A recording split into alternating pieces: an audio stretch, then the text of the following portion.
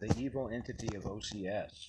This is a testimony of Representative Alan Dick, District 6, 27th Legislature, and it was Thursday, February 9th, 2017.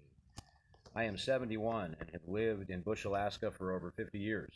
I've been married 48 years and have 5 children, 14 grandchildren, and 7 great-grandchildren. I flew through the Alaska Range today for the sole reason of testifying before you. During the 27th Legislature, I served as Vice Chair of the State House HSS Committee. In 2011, I worked for one of my constituents regarding an OCS concern and was immediately inundated by distressed families from across the state. The need was and continues to be desperate. I thank Representative Tammy Wilson for her continued efforts to reveal OCS violations. Children who are in danger certainly need protection. However, OCS has a clear history of either not showing up when needed or of brutally destroying families. Some good has been done by OCS, but this is not a spelling test where 60% is a passing grade.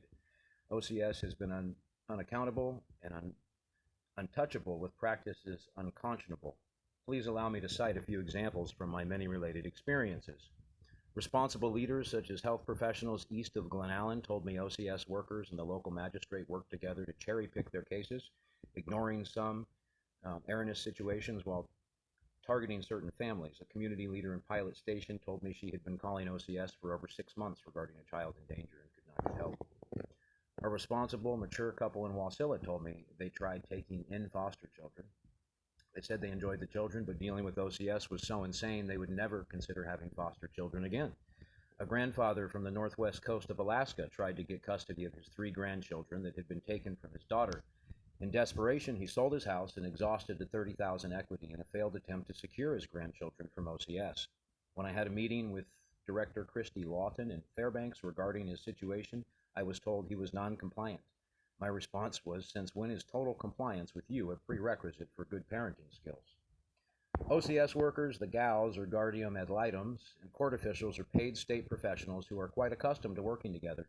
For most families, OCS intrusion is bewildering, unfamiliar, with no means of resolution.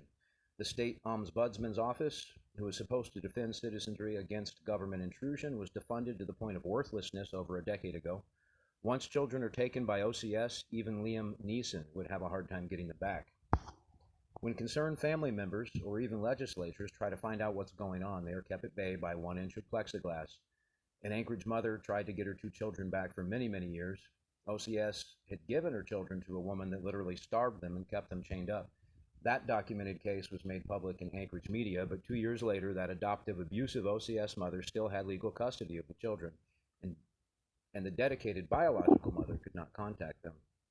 I went with that mother to the OCS office in Anchorage and waited 1 hour and 45 minutes attempting to get ROI, a release of information paperwork, so the mother could give me legal access to the information regarding her case. The OCS office refused to give us the paperwork, which is supposed to be freely available. While waiting, 2 OCS workers separately called the mother aside and spoke quite rudely to her.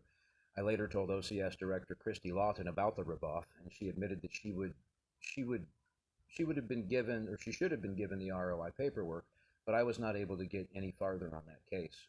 I was neither the first nor the last representative who failed in efforts to break the OCS stronghold. Recently in McGrath, an OCS-approved home was given a 13-year-old girl. For an extended period of time, that family allowed her 19-year-old boyfriend to move in and stay in the same bedroom. The OCS office was a half a mile away, and most of the community was aware of the situation. The OCS worker did absolutely nothing until pressured by community members. She was later fired, I was told, for long-term substance abuse. In 2012, Representative Wes Keller, chairman of HSS, conducted a public hearing with HSS Commissioner Strew in Wasilla. As vice chair of HSS, I attended that meeting. Many aggrieved families testified. Commissioner Strew appeared to listen and said, "Game on," but when I followed up with the families, I discovered that none of them had been contacted after that meeting, and absolutely nothing had been resolved for the parents. It is the assignment of the GAL, or guardian ad litem, under the Department of Admin to focus exclusively on the safety of the child. It is, in theory, the function of OCS to restore families. I saw several situations where the GAL pleaded the child to be returned to the family, yet OCS was adamantly opposed, as the whole focus has been to seize and adopt out the children. A grandmother from the Midwest with a master's degree is a professional social worker in her own state. I spent several hours with her in the valley. She was articulate, intelligent, and seemed completely reasonable. Her Alaska daughter had not been a good mother, so the grandmother took the children to stay with her in the Midwest. She later thought it right that the children have contact with the father's family and brought the children to Alaska on a short visit. OCS seized the children and later managed to adopt them out to strangers despite the grandmother's best efforts. When I asked her what the solution was, she immediately said, "Record all conversations." She said OCS workers lie constantly in and out of court, and without recording all conversations, there's no recourse. OCS workers commonly extort parents. If you don't relinquish your parental rights to these children, then we will seize the others. Not understanding their rights, the intimidated parents do so and never see their children again.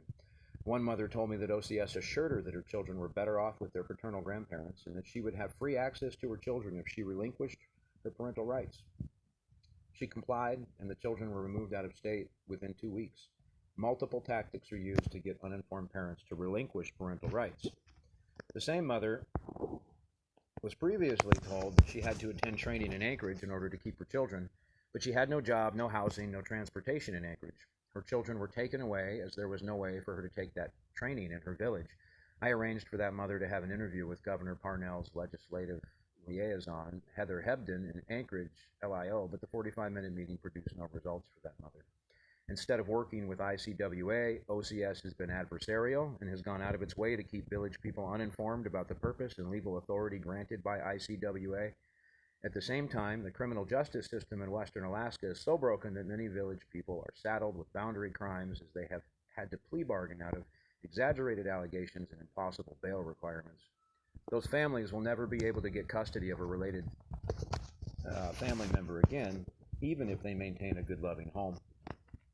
Extreme turnover among OCS staff members statewide has produced inconsistent interpretation and implementation of OCS regulations.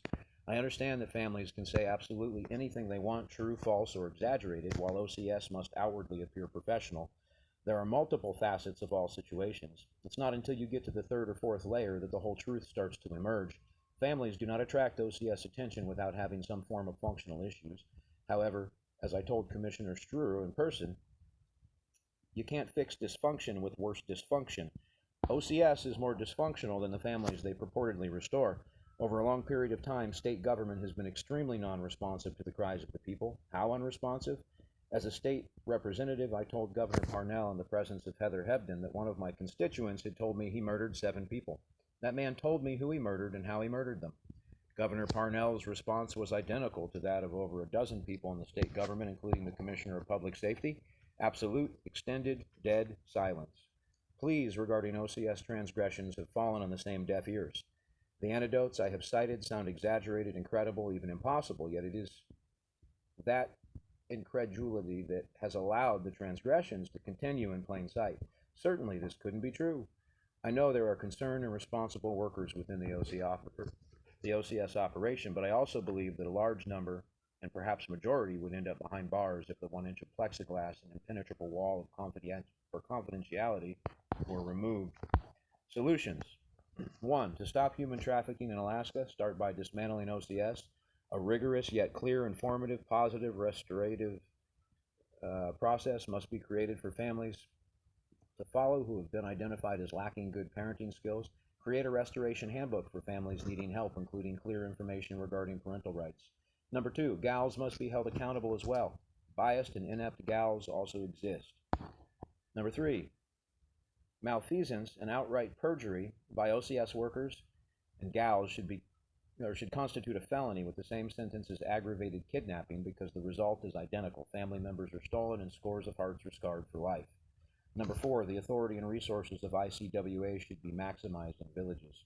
Number 5, all conversations with parents must be recorded in digital copies provided for use in appeal processes. Number 6, all OCS activities within the statute of limitations should be seriously investigated and human rights violations prosecuted to the fullest extent of the existing law, with guilty OCS workers doing actual prison time. Prove to the wounded families and all the people of Alaska that reform is genuine. In sum, OCS is an evil entity whose reign must end, at least in current form. For those who think they are not impacted by current OCS issues, the question arises: if government can seize children without accountability for alleged abuse, who then defines abuse? Is my personal belief system or your personal belief system abusive? If not today, could it be tomorrow? Family is the fundamental and viable structure of a stable society. Healthy family values must be nurtured, encouraged, and defended. Thank you for your attention. Please fully support Representative Wilson's efforts.